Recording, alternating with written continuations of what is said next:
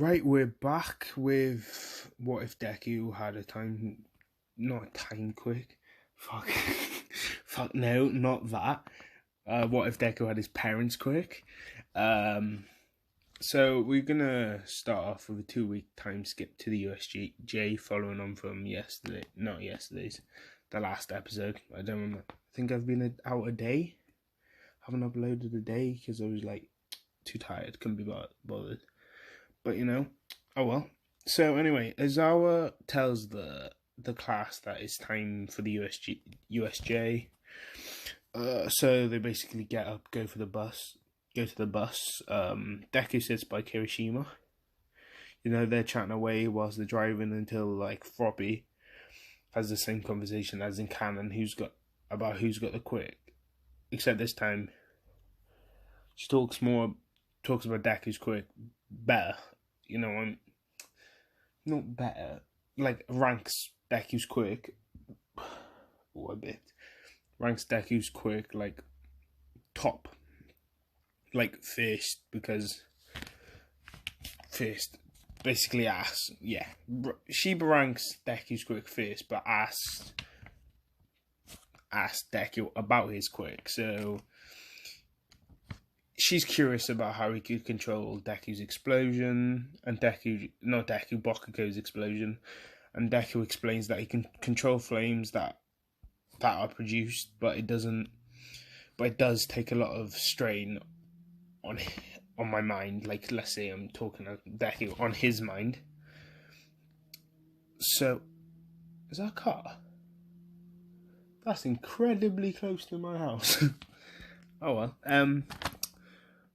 Where was I? Losing track. Not focused today.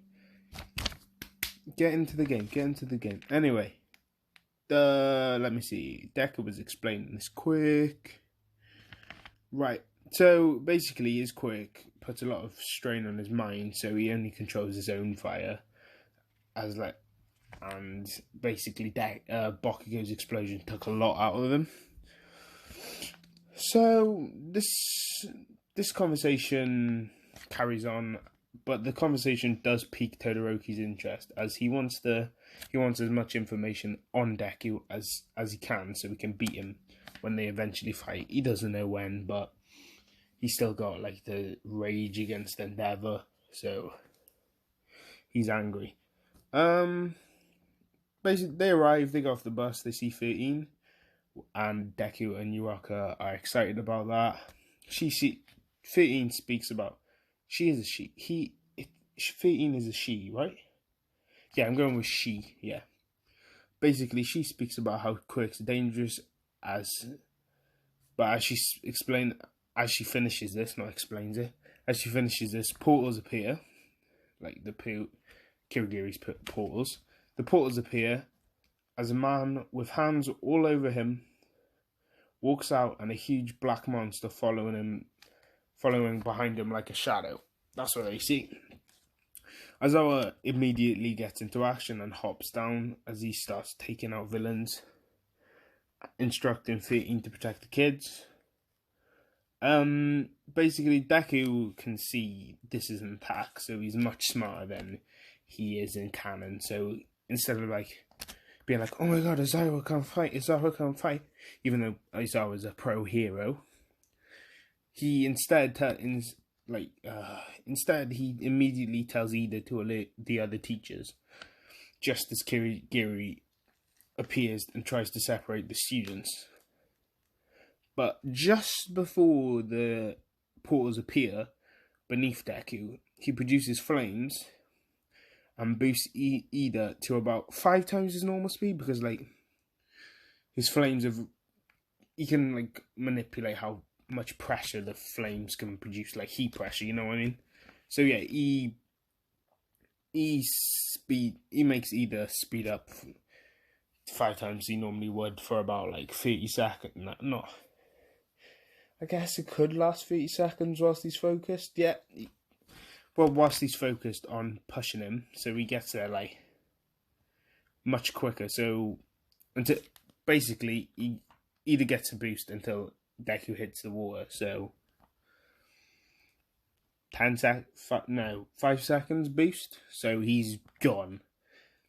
Like, it's just a streak of fire behind him, like, what's it called? Back to the Future, if you watch it, yeah. So anyway, that happens. As Deku crashes into the water, he sees he's in water, and he's like, and he starts to panic because his quirk is fire, and he's in an area where he's most disadvantaged. So he's like, damn, these villains must have planned this. Until Sue, Froppy, saves him as she eats him onto a boat. So the plan, they construct a plan to get away from the villains by using Deku's flames to move the boat. So he produces the blue flames like Dabby's, except like he can control it more. To make the boat travel about 60 miles per hour. I don't know what that's in knots. That's how they record on boats, but I don't know what that is. So 60 miles per hour, and it slams into the ground, throwing. He couldn't control the speed of the boat, like the direction. That was too much for him. So they just slam straight into the ground, and all three of them get thrown off as well. Oh, Jesus, thrown off as well. As Deku gets up, he sees the Nomu snapping the Aizawa's arm. Oh, jeez, sorry, boys. Or girls, I don't know who's watching this. Sees Aizawa's arm getting snapped, which infuriates Deku because that's his sensei, teacher. A little bit of water. He gets angry, and before Shigaraki could even, like, do the whole rush up to try and catch Froppy, he hasn't even noticed him yet. He throws about 5 blue fireballs from, like, produces flames and makes them into fireballs and chucks them at the Nomu, burning holes in him, but he just regenerates immediately. But this attack does stop the Nomu from inflicting more damage, so Aizawa's eyes are better in this version of My Hero. So Shigaraki is laughing as he sees the terror in Deku's eyes as the Nomu heals, because he gets his kick off weird stuff, and he starts monologuing about how this my Nomu was meant to kill All Might. It's got shock absorbing and regeneration, wanting to inflict more terror and despair into the students that are in front of him, Mineta, Froppy, and Deku, the main character. How can I forget his name? But this has the opposite reaction for what he hoped for, as he just feels an immense heat blow past him as he sees a white flow of fire incinerating the Nomu's head. I'm going to say the fire is sort of shaped like a dragon. It's because, like, that was his dad's signature move. Like, he couldn't control, like, how hot the flames were, but he can control the shape of them, and they're basically a dragon. So that dragon is dragon breath, I'm going to call it. Incinerates the Nomu's head in seconds, just as All Might and the other teachers arrive and shocked at the immense heat that Deku's flames had produced as the headless Nomu drops to the floor. All Might at first thinks that Deku just killed a kid. Not a kid, a grunt. Killed a person, and is confused, but then sees, like, how odd it is and realizes that's not even a human. So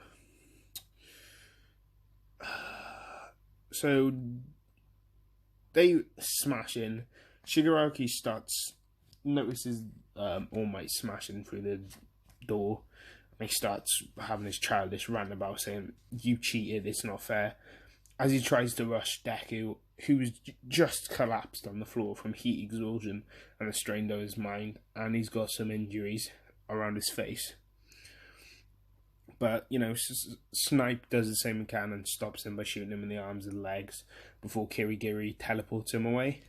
All Might rushes to Deku, seeing the burn scorching like, yeah, the burn scorching his bottom half of his mouth. The reason for that is he's never actually used the white flames. This is the first time he's actually used it. And he used it uncontrollably. Like, he had no control over that fire except shaping it. The dragon was, like, shaping it and directing it towards the Nomu, but the dragon was on his mind of his own. The fire just kept coming out until he passed out from heat exhaustion. But as it was uncontrollable because it was a life or death situation and he needed to go plus ultra like All Might did. So that's the reason why he got such horrific injuries. So All Might rushes back to... Flies? No, he can't fly.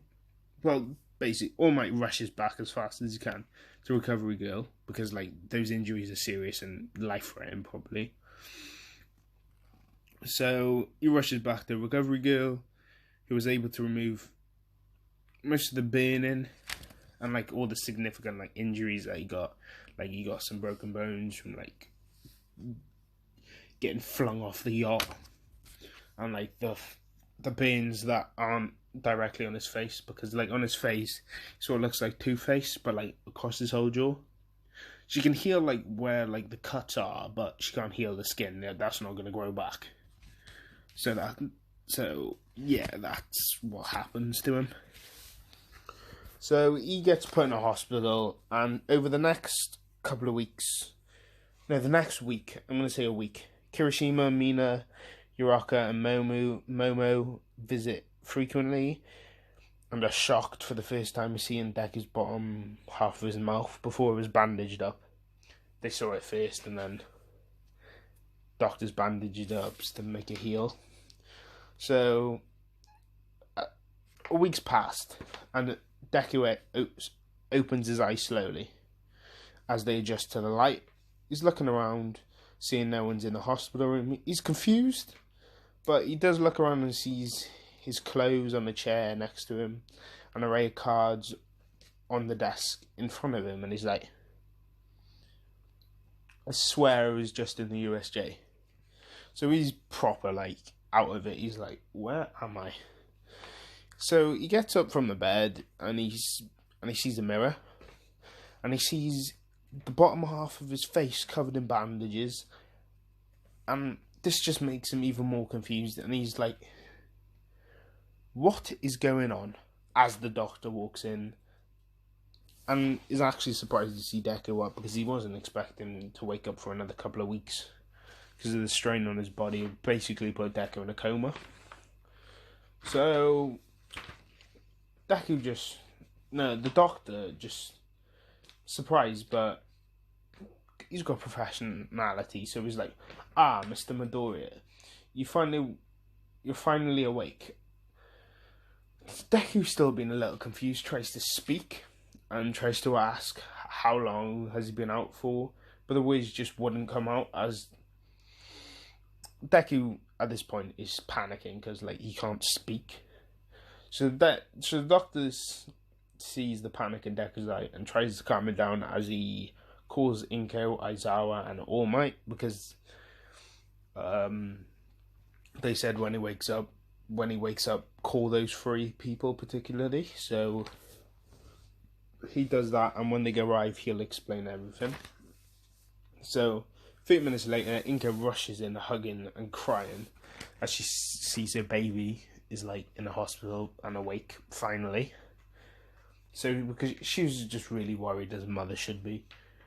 But Deku's eyes meet All Might and Aizawa's, and they have solemn looks on their eyes, not on their eyes, on their faces, as they all sit down.